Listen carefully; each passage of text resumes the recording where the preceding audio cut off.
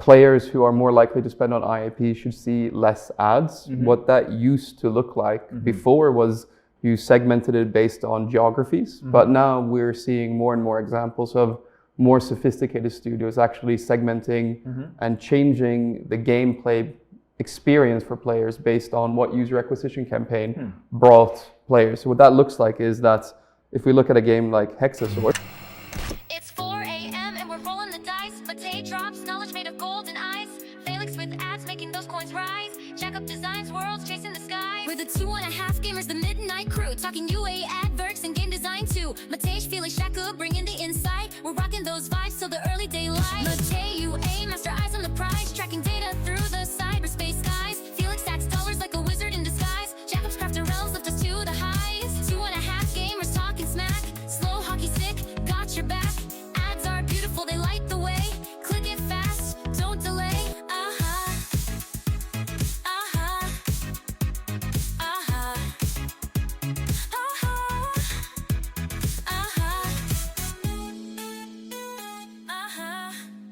Hello, today's episode is sponsored by PVX Partners. That's pvxpartners.com, the ultimate marketing credit line for games. Need fast, flexible funding for your gaming business? With PVX Partners, you get no equity dilution. You don't really need to sell your soul. And you repay as you get paid. Get your term sheet within 24 hours and get funding within 30 days. So don't wait. Visit pvxpartners.com now and fuel your growth. Now let's get back to the episode. Well, hello everyone, and welcome to this special interview with 2.5 Gamers, a world-famous podcast for all the gaming growth experts and professionals. So I'm Roy Nam, CEO and founder of Airbridge, a leading mobile measurement partner, MMP, trusted by more than 400 mobile businesses worldwide.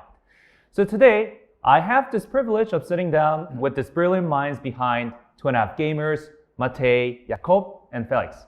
So, hi everyone. Hello, thank you. So it's such a pleasure to have you here today. So maybe to kick off things, let's break the ice. So could each of you introduce yourself for the audience? yeah, sure. I'm Felix Braberg. That means good mountain in Swedish. I do ad monetization. I'm an ad monetization consultant. I've been in industry for about 8 years. I've worked in ad networks, DSPs, always on the supply side. And now I help large companies with their ad revenue. That's great. Name's Jacob. I do product game design. Played too many games, I guess. So now I'm doing it for over 10 years in the industry. Same working as a consultant with like 7 to 8 studios on different genres, different games.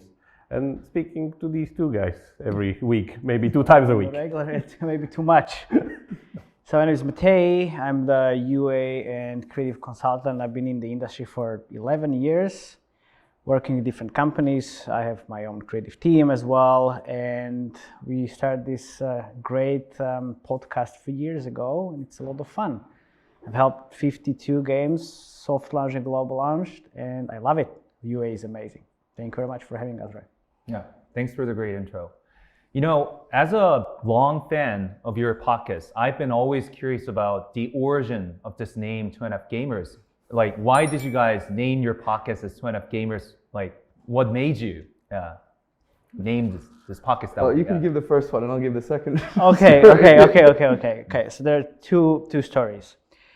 When you saw us standing next to each other, I mean, you can clearly see the 2.5 gamers. So he's the good mountain is really tall, and obviously I'm the short mountain in this scenario. So The 2.5, yeah, exactly. So 2.5, I'm the half in this context.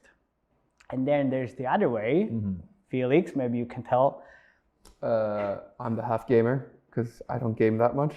I have a console and they don't have consoles. So they're all both PC gamers.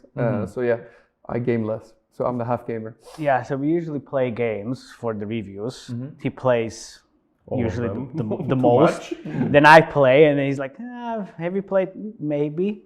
So he's like, yeah, we play, he doesn't. Yeah, we play a lot. Makes sense. But So yeah. when did you start this podcast?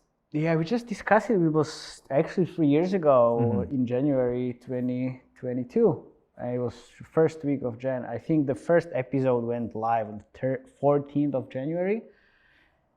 Yeah, it's been a hell of a ride. Yeah, we actually had even a previous podcast only for the Slovak community in Slovakia, trying to help the local community, like get on like the mobile gaming track and everything. But at some point we kind of said like, let's switch to English because people know English in Slovakia, and like we kind of cornered the market there. So nothing really to do there. And we talk to each other anyway, like almost every week. And then it was like, okay, well, let's just record those conversations because it's quite useful. It should be useful for more people than us three. Yeah, the thing is that we would need to do these things anyway, like play those games, look at the news, look at the latest trends because we work there, like with the studios, with wherever we do. And we just kind of talk about it for everyone else to see, that's it. Got it. I mean, as one of the, one in a community, I've been always been inspired by your all kinds of these creative ideas and inspirations from your channel, and then definitely want to extend the, gratitude and appreciation to we appreciate that. what you're doing. Yeah. Well, today, what we're trying to discuss is that we're diving deep into what it takes to build successful games and expand them globally. So many of the questions I prepared today are based on discussions from your podcast and newsletters, which I find incredibly insightful. So, mobile games, particularly hyper-casual and hybrid-casual games, have become significant export products, meaning that they export their games globally. So we're seeing developers from countries like France, the UK, Cyprus, Vietnam, China, Korea, and Turkey, and other countries creating games for global audiences. So maybe as a first question, I want to ask you, how do you see this trend evolving? Do you think we're still on an upward trajectory, or have we already hit the peak? I can probably start there. So the interesting thing is we actually took a look at the amount of apps in the App Store and how it's progressed throughout the time since the launch of the App Stores. And the amount of apps on the Apple App Store actually doubled from 2022 to 2023. So there's definitely some sort of upwards trend. There are headwinds. User acquisition is harder. You'll have to ask Mati about that. Tell me about it. But there definitely seems to be an upwards trend in the amount of developers interested in building games, particularly from, like you said, China, Vietnam seems to have the biggest growth in recent time. And we always joke that China's coming because China is coming. But mobile gaming is dead. What are you talking about? Yeah. The thing with the developers specifically, it's actually, I think, good to put into context of Corona, where during Corona, when we see this kind of giant uplift that lifted everyone, pretty much every single genre, but it especially lifted hyper-casual. And a lot of developers got into the industry through hyper-casual, which now is being consolidated into hybrid casual, and not everyone else is able to make the switch. So I think that's a really important context to kind of see there, we're in the headwind, that hybrid casual as it is getting more and more and more sophisticated, but hyper-casual as it was still lives within the industry, not as like a strong kind of genre on the charts, but its mechanics and its tricks and principles are spreading around the industry more and more, as we see in Forex, like we see in all these fake creatives, hyper-casual inspired creatives, mini games, onboardings to lower the CPI. So that I would say is like the important part here regarding the onboarding trend. Yeah, but we were talking about your visit in Vietnam and like how companies from Vietnam have quite a lot of still millions of downloads basically each month. And they're still earning a lot of money. So it's still pretty much going upwards.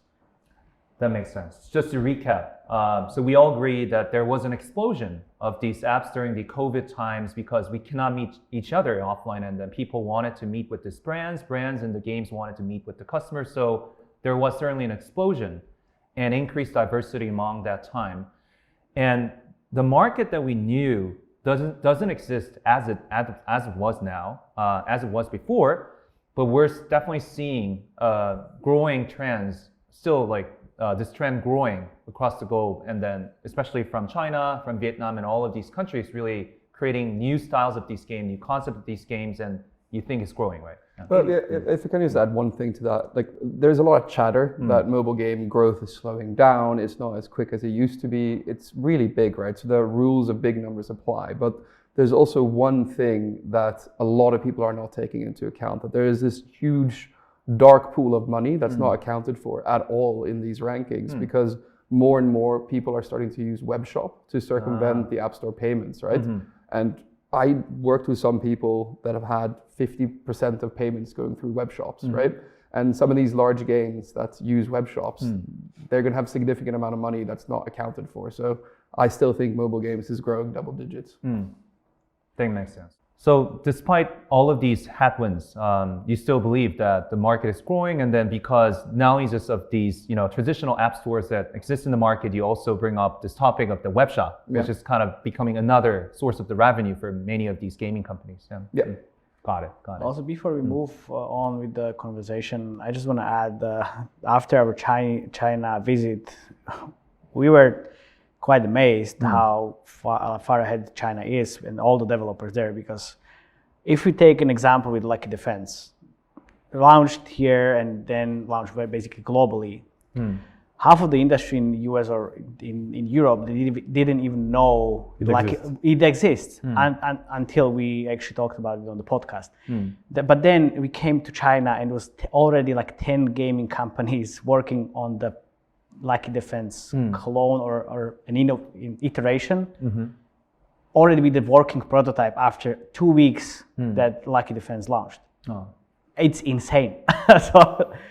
And until this point, I think there's like 1 or 2 companies in US or West that are kind of thinking about it, not even having a prototype. So that's how far ahead like China and Asia is. Definitely agree. Chinese developers and publishers are super fast. They always explore the new trends, and then if they catch the trend, they always jump in and they really do something about it in a fastest manner. Yeah.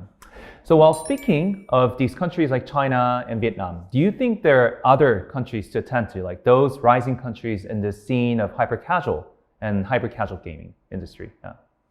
I think Vietnam was the biggest, at least from the trends that we saw before. Turkey is still on the rise. Turkey is on the rise. Turkey is still very on the rise, not only in hybrid casual, but also like casual. Like you could see, let's say, the latest hit from Peak, which is still got back on track with Match Factory. So but it's not hybrid casual. I know, but I'm saying like it's not only hybrid casual and also casual in Turkey. Okay, but if we're not talking about the hybrid casual, then I mean we are sitting in South Korea and you're doing some amazing stuff as well. Yeah, so hybrid casual is pretty popular here.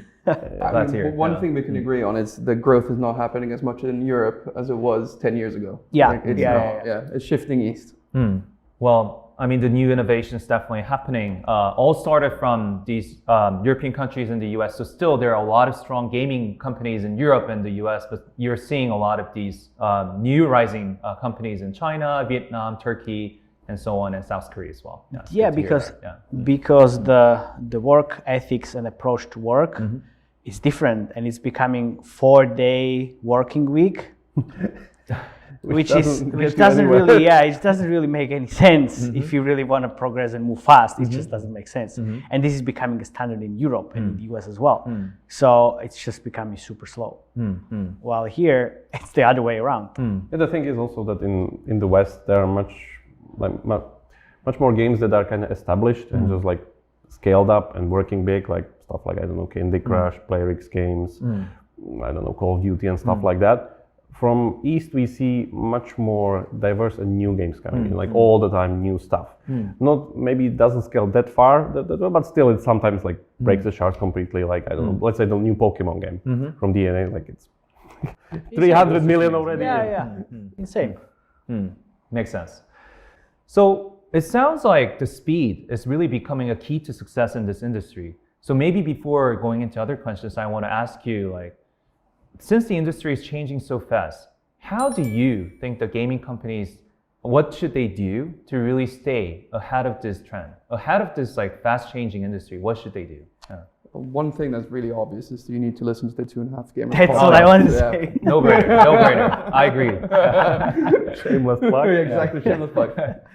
And we also have a Korean channel at the moment, so you should definitely subscribe. No, but seriously, we are usually looking at trends in Sensor Tower and trying to find the new hidden gems that are launching, usually coming from East anyway.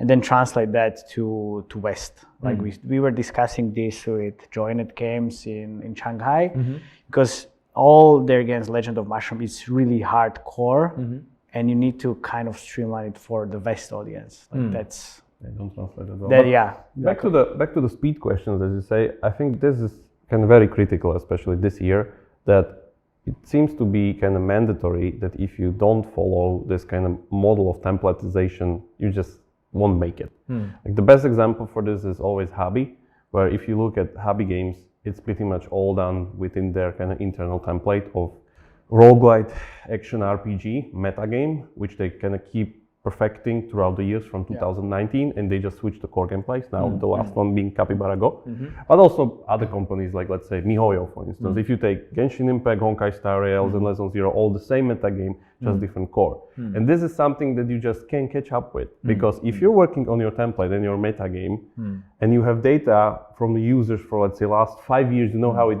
behaves, how the monetization works, everything is, you just change the core, change the visual, produce a completely new game, but in the end, it's just a perfected version of your previous game. There's also the cannibalization question, which I don't want to get into, but still, it's about having as much shots on the goal, not as like believing in one giant hit-driven game. Doesn't matter if, let's say, it's third, fourth, fifth game. What matters is the speed of the next game and how fast it takes you to develop it. Makes perfect sense. So it seems like now the cross-border insight exchange and inspirations that you get from each other is getting more important. And that's the reason why you should subscribe to 2.5 Gamers to get that insight on time ahead of others.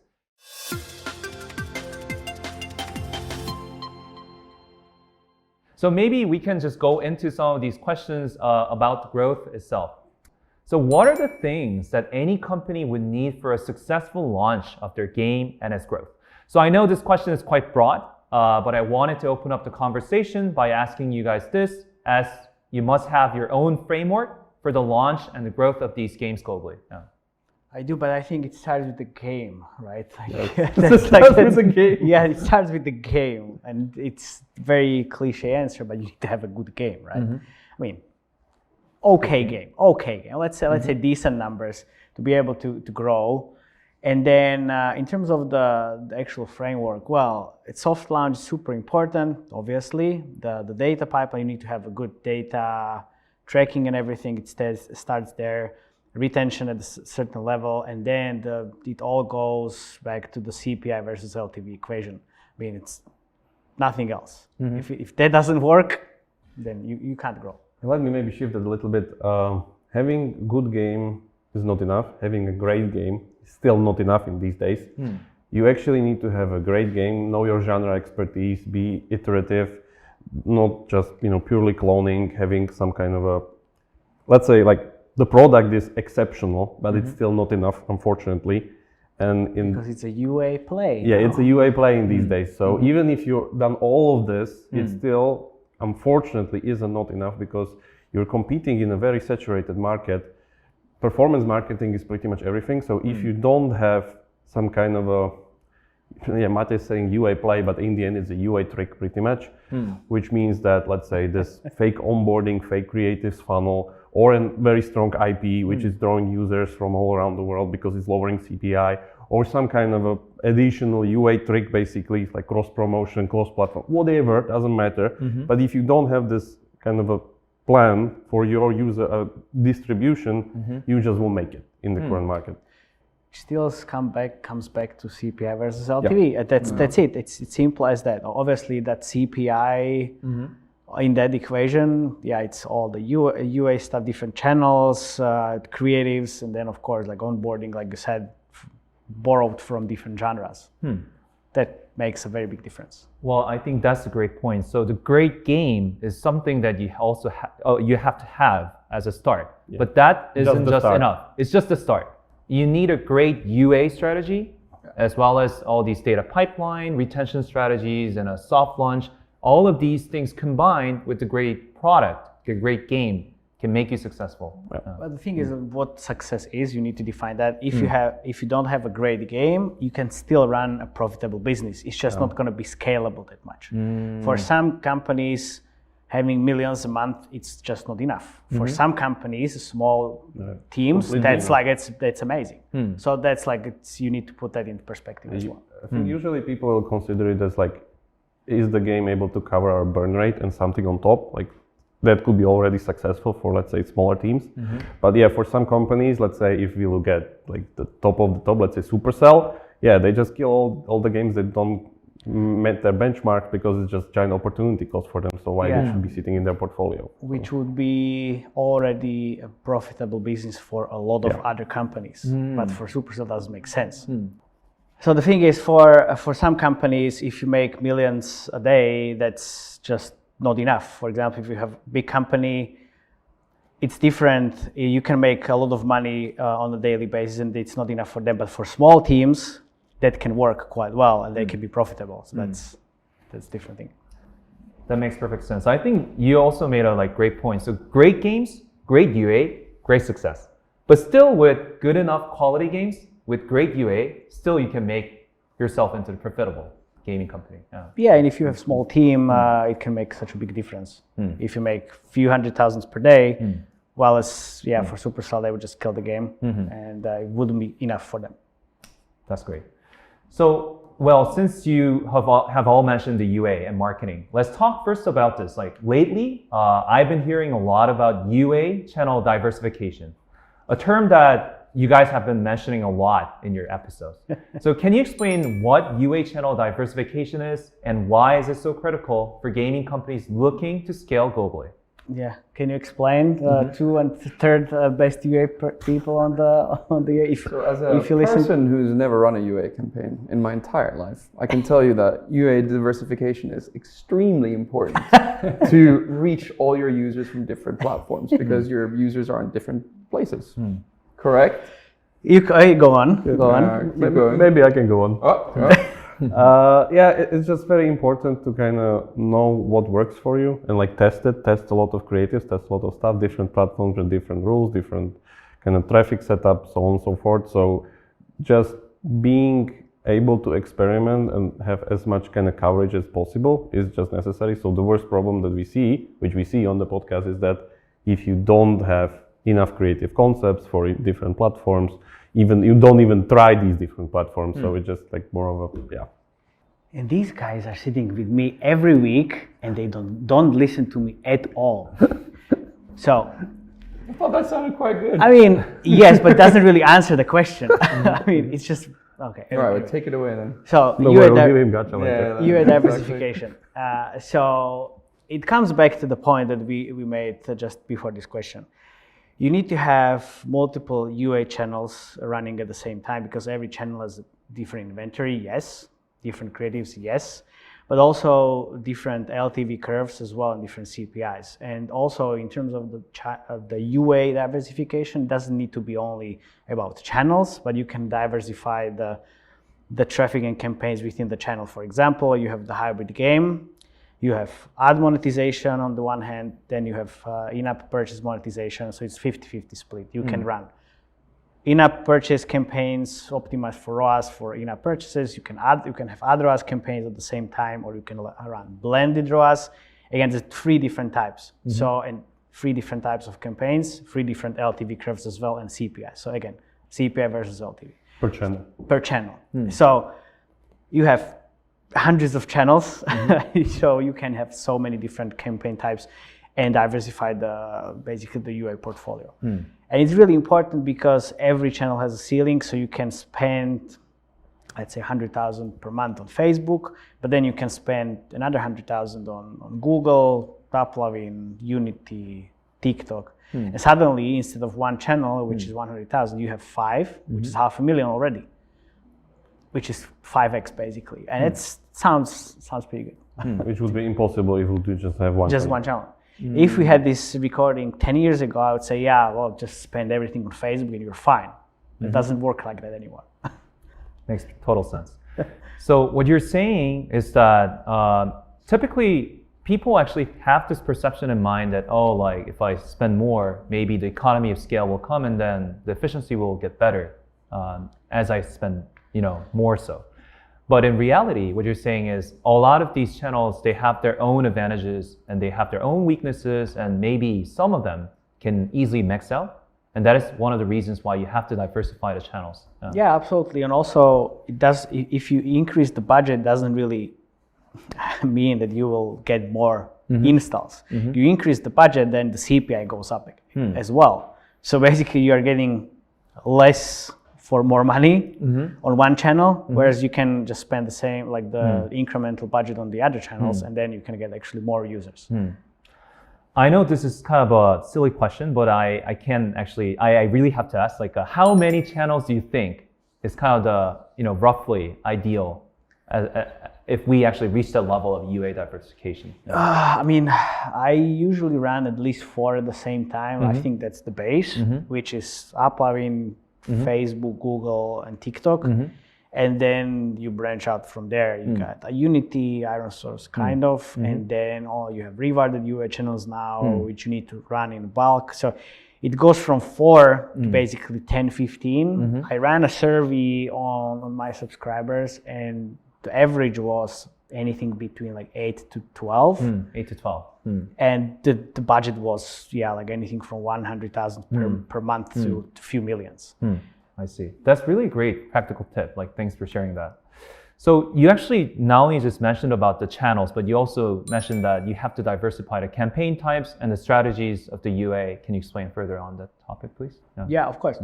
So I mentioned the hybrid kind of types of campaigns, because in these times you have the mobile app install campaign optimization, which was default on different channels. It doesn't really work anymore. So you need to go to app event optimized campaigns, and then purchase, and then value, because that's where the quality of the players is. And that is different from channel to channel. So you have uploading, which is blended ROAS. You have uploading in-app purchase ROAS campaigns, but then you have value optimization, which is getting kind of like the whales into your games on Facebook, Google, which is called TROAS, and the same thing on TikTok. So you have endless possibilities, basically. Got it. Yeah. So diversify in terms of channel and in terms of like campaign optimization goals and all of the other pillars as much as you can to reach the efficiency. The example. So for value optimized campaigns on Facebook, let's say you have the CPIs of $50 for match-free game, but also the LTV is quite high, but you optimize for 2 years payback period. If you run a mobile app install optimization, maybe the CPI is $5, but the LTV doesn't really exist because the quality is really low. So you need to mix and match different optimization types and diversify the user profiles. So that's also, if you target purchase optimization, it's again $30 maybe, but the revenue is coming maybe in 2.5 years. Makes sense. So lower CPI doesn't necessarily mean that it's good, because it always comes along with this ROAS and the LTV. Yeah. So like low CPI, low ROAS doesn't mean anything. Like high CPI, even higher ROAS, better. So that's the reason why you have to mix things and balance things out. Yeah, exactly. It's quite scary to see these types of CPIs, obviously, but then that's the reality these days. Makes sense. I think it's not getting any easier. Well, then you must have to be very brave to embrace all these changes and really just look into data closely to make agile changes to your strategies.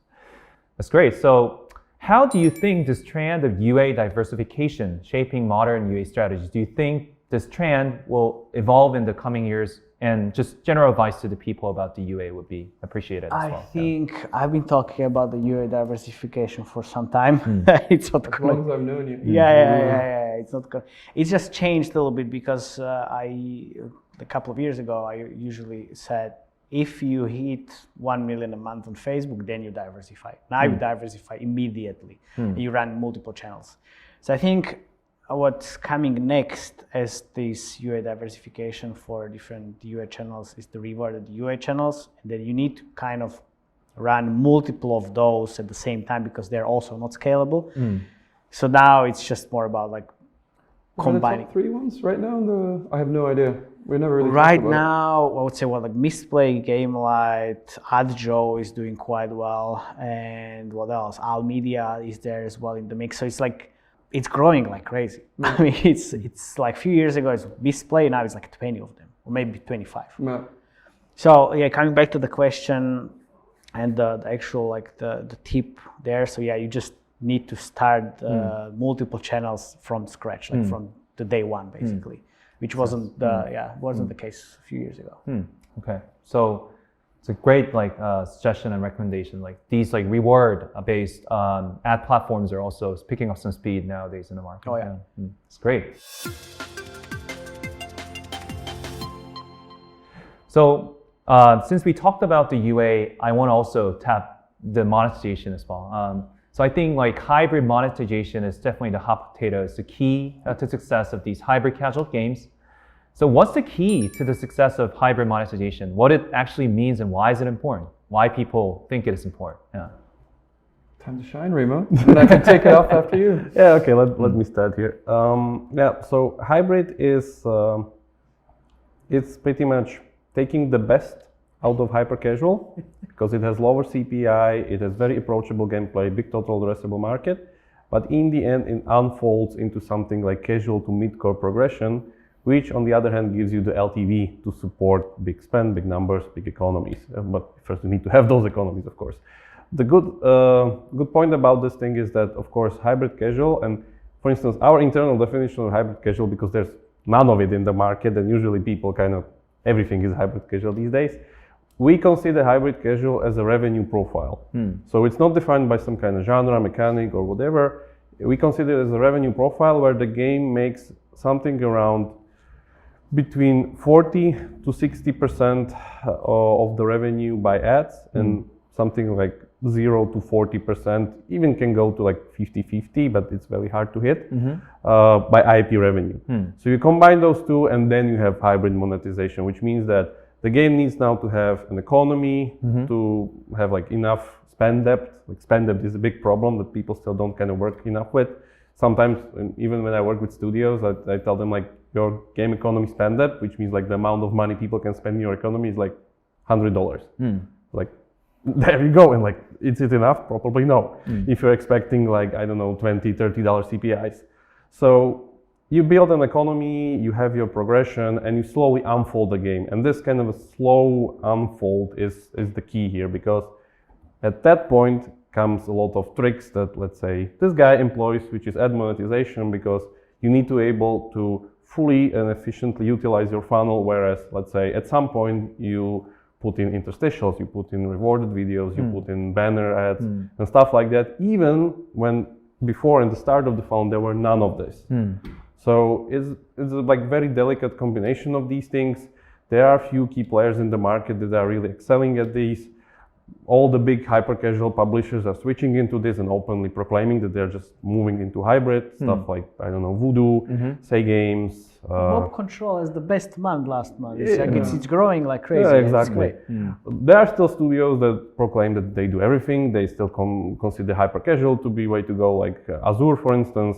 All the like we talked, like a lot of games from Vietnam are still like exceeding at like ad-driven only games with like very, very low IP monetization. But to have a game that you want to keep for longer times, and longer times I mean like 3-4 years life cycles, you really need to have that IP economy spent in the game.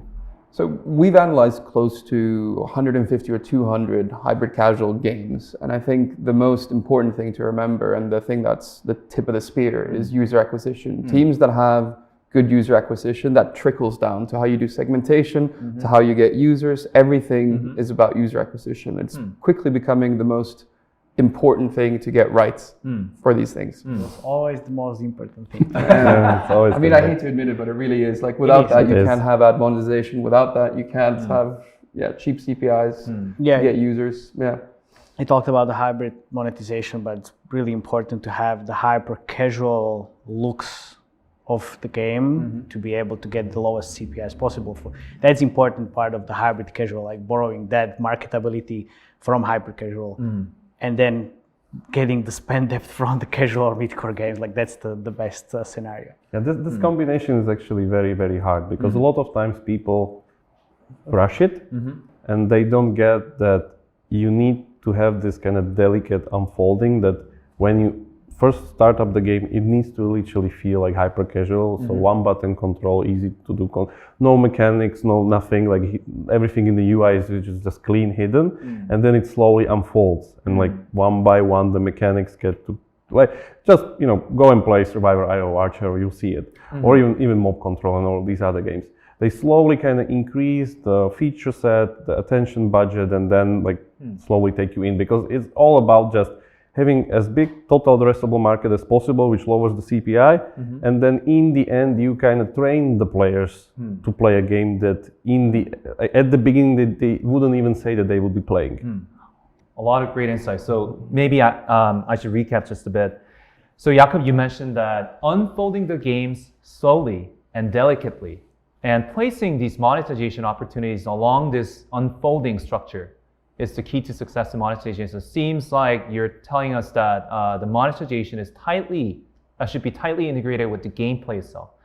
And then Felix, you also mentioned that it all comes down from the UA eventually, and Matei as well. And the UA is definitely influencing how monetization should be done.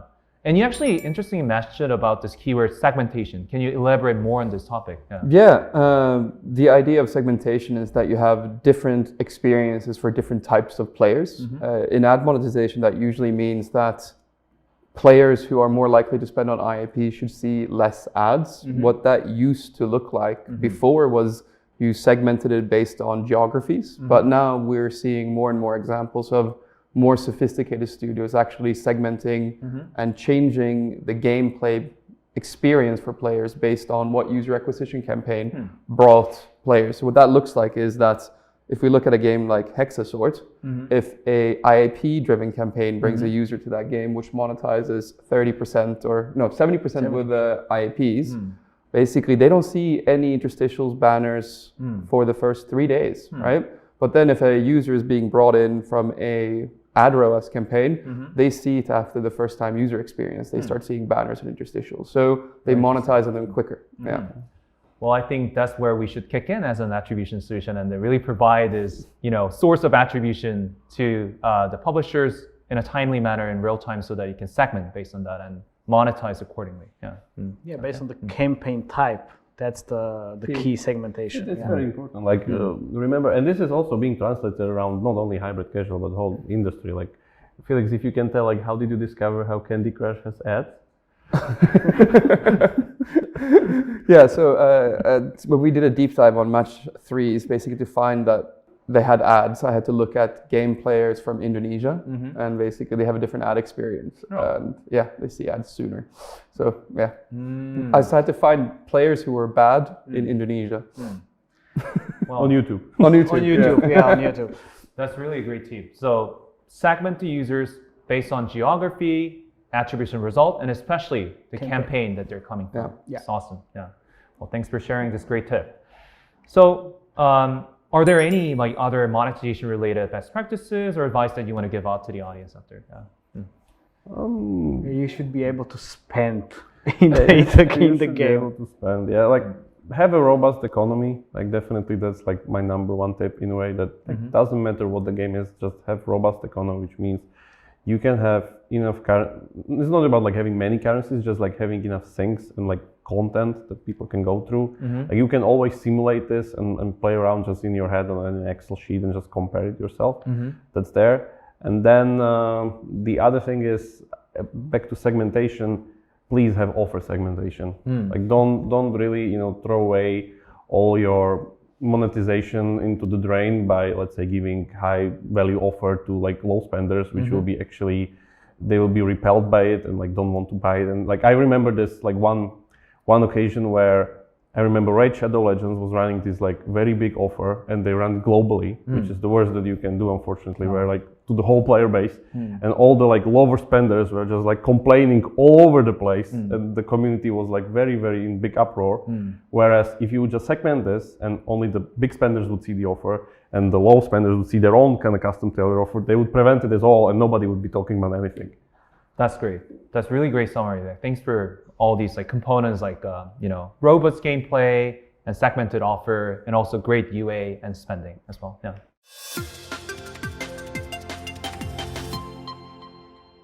Sounds good. So we want to also tap into creatives. Playables, we all know that is widely considered one of the most effective ad formats for hyper and hybrid casual games. However, we also understand that playables are not easy to develop as HTML5 based, and a lot of developers hate being involved in creating these creatives. So how can we really do well with these playables? I mean, it's actually not that hard to build a playable. It takes a little bit longer, but as soon as you have, again, template, then it's easier. Also, I built a playable tool, which transforms videos to playables. It's not like HTML5 hard-coded, but makes life way easier because you need playables. It's playablemaker.com. You need playables for all the SDK networks. If you run Facebook and Google, it doesn't matter, but Applavin, you absolutely need it for all the like Mintegral, Moloko as well. It's critical. So you need these playables to use it as a playable end card because that drives up the conversion and then you get more players, obviously. And it scales. I mean, it opens up different inventory. So yeah, it's just, I know it's painful to build, but you need one programmer basically. You need one program, that's it. Okay. It's not that big of an issue, right? Well, I think it seems like if someone needs to build some playable creators, they can talk with you. And obviously, yes. But honestly, yeah, like you're already building games, right? So you just take the first part of the game. Let's say it's part of the tutorial, and start there. That's pretty easy. I mean, everything is easy because I'm a UA manager. So I don't I don't program those. So I mean, it sounds easy on paper. But yeah, like it's just take these first bits of the game and then just translate it to playable. You need one person. I see. So another thing to ask you is, Matej, is you've highlighted in some of your episodes and in your newsletter that TikTok creative challenges and AI generated generated content, UGC, are game changers nowadays in terms of their effectiveness. Well, could you share some of these examples and insights into how gaming companies can leverage these new opportunities? So for TikTok, the TikTok Creative Challenge program, I think like that's the only way how to use creatives on TikTok, especially because you just create a brief, just share it with TikTok creators, and then you are getting basically creatives for free. I mean, you just need to spend on TikTok. You can't use them outside of TikTok, but you can use AI to rebuild them because basically you're giving the brief. You need to be a little bit more specific. You need to say things like just show your face in the video, talk with your voice, don't use AI voice and subtitles and all of this. And then you will get pretty quality outputs from the creators. And that definitely scales on TikTok. But outside of TikTok, you need to actually use the AI people just to recreate the best performing TikTok Creative Challenge videos. And the TikTok creators are using your assets, so you just kind of, I mean, it sounds pretty bad, but you just replace the person, the real person with AI, there you go. But AI, I mean, the AI UGC stuff that I use, and I'm using it for almost 2 years, it evolved so much. I'm gonna show it during the event later today. It evolves so much, and you can't even tell it's an AI person. You can't even tell. It's like it's not only now just the talking head. It's actually people in motion in different situations, and it's performing even better than real people. That's our favorite game, by the way, on the podcast. When Matej is showing the UA part, we always guess like if this person is real or not. Yeah, is he real? Is he real or not? Like, yeah, you can't tell. The thing is, like, it's so easy to make nowadays. I use different tools. For example, I use Pooled AI, and you actually just export one video with 10 different AI people in like 5 minutes. And this year, the whole kind of creative trends and play is gonna be about the velocity of creatives, basically, or like how many creatives you can actually produce, because that's how the algorithms work these days, especially on Facebook and TikTok. You need to just refresh the creatives often, like every 2 or 3 days. And if you don't use AI tools, it's impossible. You can't make so many creatives. You would need to have like hundreds of people in your creative team to be able to kind of keep up the pace. Which Chinese companies? I mean, yeah, of course. Like if you're Century Games, you have 100 people for this whiteout survival. It's a different thing. But most companies don't have hundreds of people in the creative team. Not easy. Yeah. So that's why you need to leverage tools. And like these days, I can make creatives. I can make creatives, and I'm the UA manager, and like that's the key. So yeah, I hope I answered the question. Great. I mean, it's such a great insight that these AI tools are really innovating the way that you generate these creatives. The velocity has been much faster nowadays. Yeah. And you know, this is exactly the same as what you've been mentioning in the podcast, like that the creative quantity will win over quality, and that the marketing is becoming like a volume play. So what do you mean by this, and how can companies strike the right balance between quantity and quality and really utilize these solutions well? So it's the sweet spot is you have your own creative team building the, let's say, quality creatives. I mean, doesn't really sound right, but okay. But still, like they build the concepts, different unique concepts, and then on the side you play around with the AI tools, and that's kind of balancing the volume play. So you kind of add your own creatives from the team, just refresh them into like add them to the campaigns, and then you play around with the AI tools. Kling AI, Sora is doing, Sora is not that great example, but Kling AI is good, Runway ML is good. And you just need a static image, and then suddenly in a few attempts you have 10-second video. That's great. And you can run that as an UA creative, and these days, that's what matters, and that's what performs. Got it. I think the important fact here that's like your team building the creatives usually means your team iterating on the creatives of your competition. Kind of yes, but kind of yes. Kind of yes. Because it's again, like it's coming back to what we said before. The Chinese companies, they're so far ahead, and everybody's just getting, let's call it, heavily inspired by the other games. I think there's a big thing in the app space, right? There is no app police. There are no laws. There's no black and white. There's no app police. Like you can copy your competitors' creatives. I've seen examples where they like just copy pasted it and then just stuck on their own watermark and then ran UA. Well, obviously inspirations and benchmarking. Yeah, exactly. Because I've started this creative investigation column on Friday on LinkedIn, where I just go exactly and try deep in this, and I try to pick different games and like who is actually getting inspired by who, and it's all like it's the same games all over again. It's what starts with Evony, then it comes to Royal Match in 2 weeks, and then after another 2 or 3 weeks it comes back. It comes to Fishdom. It's like it's like the inspiration is just from Forex. Well, okay, so from hyper casual or idle to Forex, from Forex to actual match free, and then to other genres. Like this is how it works now.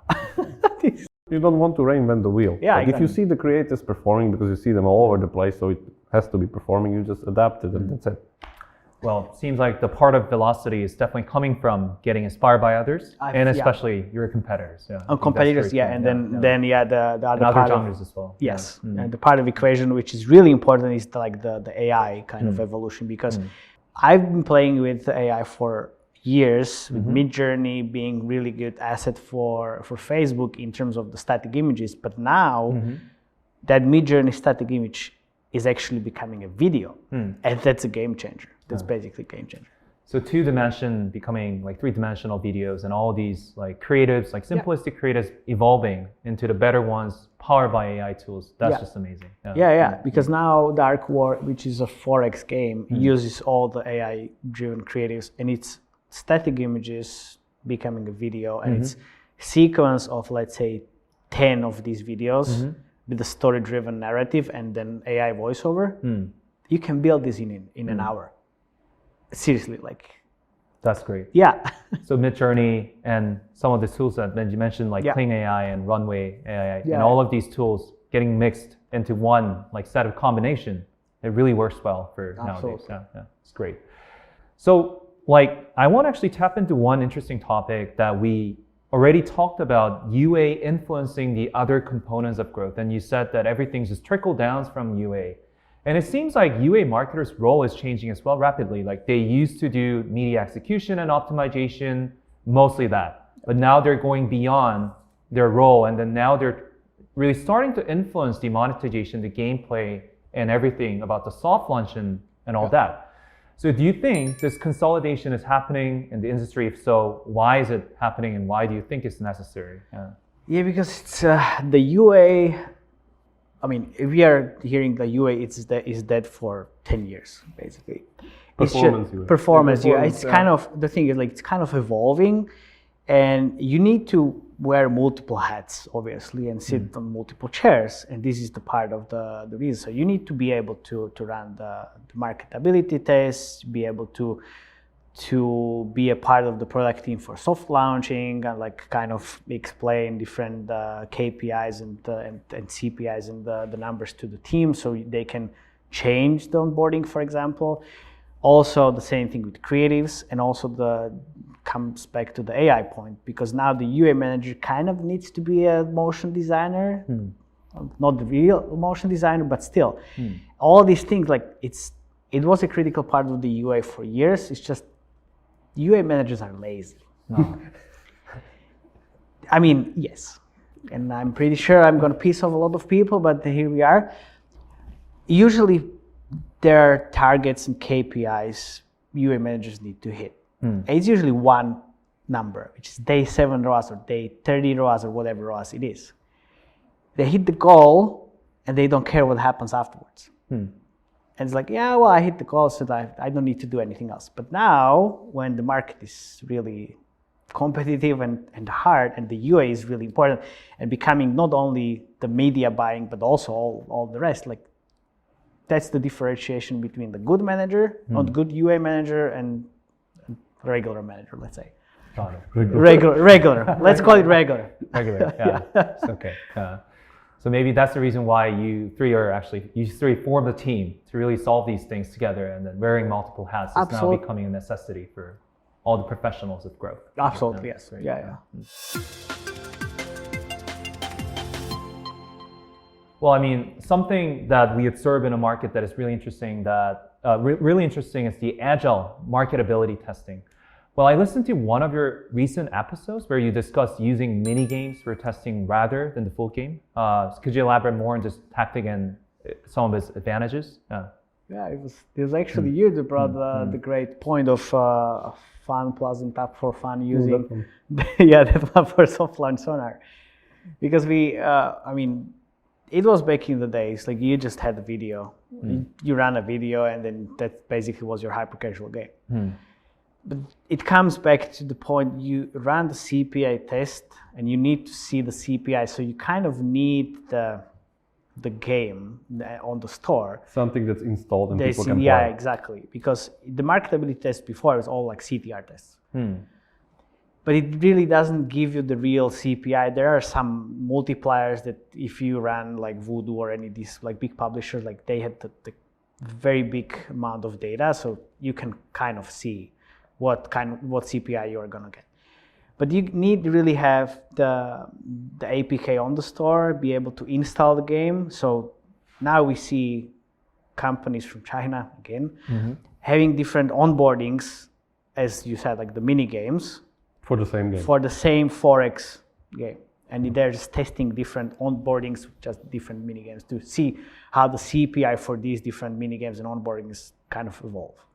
That's pretty much because they have the end of the funnel already. They know it will be a Forex game, which they perfected, mastered, and everything. But they only care about lowering the CPI. And as Matej said, just running basic CPI tests is not enough. So what they do, they just, take the first, 60, 70 minutes of a game, cut it, and like version A, B, C, D, same game in the end, and just run it. Yeah. That's really interesting. Yeah, that's what we literally see on FunPass portfolio, for instance. Makes sense. So CPI, although is an important metric, but because like you too much be obsessed with the CPI, actually you could have missed the other components that you can care for. Yeah, okay, makes sense. Well, I mean, we're heading towards the end of this interview, and then maybe amongst the last of the few questions I want to ask you, Matej, that about this, predictive LTV. So recently, we're hearing a lot from these gaming companies that the payback period has been much longer than before, and that is exactly the reason why they can't wait for another like 14 to 28 days to see the actual ROAS. Rather, they choose to just come up with their own PLTV models and just do it, like predict it early on to make faster decisions. So. Do you think that this PLTV, getting important is kind of a trendy thing, and is it important, or what are your recommendations on how you can build this great PLTV model? Why is it hard? Yeah. It's really important. Obviously, it's again back to the day 7 ROAS point and goals. You need to have the numbers on a daily basis, and ideally for the cohorts, like in the first 3 days. If you are waiting 7 days to make a decision, like that's already too late. So the PLTV comes really handy in these situations. If you have the PLTV on day 1, day 2, day 3, you can make decisions faster. Because people and companies are not now, but different genres obviously target different payback periods. From what I see, and the PLTV is really common is for the games that are optimizing for 1 year, 2 years payback periods. So it's really important, but it's really hard to build. Most companies fail at that. Also, what most companies don't do is that they build a PLTV model and that's it. They don't refresh, they don't look at the historical data. It's and then it's a mess. I've been in the situation where I started working with one company and I found out, like, guys, like, the predictions and the realities doesn't really check out. Like, what do you mean? Like, yeah, well, look at this. It should be 150% ROAS, but it's like 90. In reality, like, oh, wait a second. So they went back, checked the data, and then had to restructure the company. Makes sense. Yeah. Because it's like it wasn't just recalculated, or it was really inflated, basically. Makes sense. So build and forget isn't something that you recommend. You should definitely calibrate the model continuously with the actual historical data. Of course, data. like every 3 months, just recalculate the model. I mean, build and forget and then be surprised. And you have already seen these companies just building one and just forgetting about it. It's like, we have the PLTV and that's it. Like, come on. Surprise, great advice. Okay. Well, since like many of the audience today listening to this interview are coming from China, South Korea, and Vietnam, and some APAC countries, like I want to actually ask you just one special question: that what do you see as the biggest like pitfalls and mistakes these APAC-based companies could make when they go global? What advice would you give to these companies when they want to go global more effectively and without falling into this pitfall? I think it comes back to the creative approach, because on different conferences like years ago, it's like, if you go to Asia, you need to have very different creative approach, and it goes same way, like, it's the same, just the other way around. You need to go and have different creatives for, let's say, Western audience, because what works here doesn't really necessarily work in the US or Europe. And I've been working with different companies in Asia, and also work with All Complete on the Legend of Slime, and we had very different creatives. And when we were discussing this with the team, like, those creatives are really Westernized, and I was like, okay, it was quite surprising for me, but then it makes all the sense. So that's the biggest thing you need to do. Just maybe actually work with someone from West. I mean, not necessarily me, but. But no, like seriously, I need to stop with this. But you definitely need someone that has the experience for the different Western creative expertise, basically. Definitely, I can say basically that not recommending going like to the global recommendation, but the Western recommendation. Like, I think this is the biggest friction there. Like APAC companies going to the West, Europe and US, is that feature sets are just much more robust in Asia, and I mean like 3 times more robust, because people in Asia are just much more feature hungry. They are okay with like very heavy feature games with like lot of systems, lot of progressions, lot of stuff, especially even from the beginning. Like Lucky Defense is like a great example of that. Like if you give it to the US or Europe, it's basically lost. Yeah. So, and in Korea it's like super popular because people like it here, and it's like very, as I said, localized, adjusted to the audience.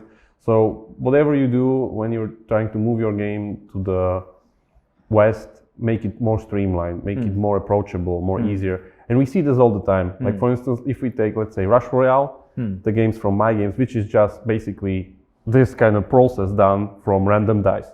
It's exactly that, just streamlined, not like Korean art is taken out into like streamlined, westernized art, much more approachable funnel, much slower mechanics build up. That's it.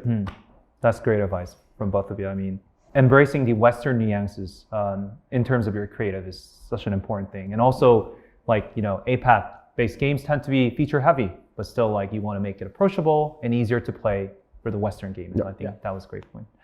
So the most fun question: how can we work with you? How can we find you? Where can we find you? Yeah. I already said like 10 plugs. But yeah, I think you can join our Slack channel for sure, and find us on LinkedIn. It's Matej Lančarić on LinkedIn. And I have my website, or you can subscribe to the Brutally Honest newsletter as well. Yeah, I think like really good point is to join the Slack channel, because it's kind of pretty big nowadays, like more than 2,400 people now or something like that. Yeah. We have people all over the world there. It's completely open to everyone, like not really making any kind of differences between anything. And people tend to even kind of get the questions themselves. So not that we answer questions there, of course, but you can get a lot of answers from the people that are having the same problem there. And we also put a lot of our content even beforehand, like people like to know what we're going to cover. We just say that we're going to cover this game, that game, so on and so forth. And it's like a very friendly, like welcoming community. We can add our emails into the show notes as well. Yeah, for sure. It's great. Yeah. So definitely you should sign up for the Slack channel with 2,400 industry professionals. Follow the channel, and of course, you can follow them respectively on the LinkedIn as well. Yes. So thank you, Matej, Jakub, and Felix for participating in this great discussions. I really hope that this is helpful for the audience who are listening to this interview. And also, this is powered by Airbridge DMMP, your fellow friend when you want to measure things correctly. So we're here with you, airbridge.io. So thank you, everyone, for joining this session. So I want to close it right now. Yeah. Thank you. Thank you. Bye. Bye.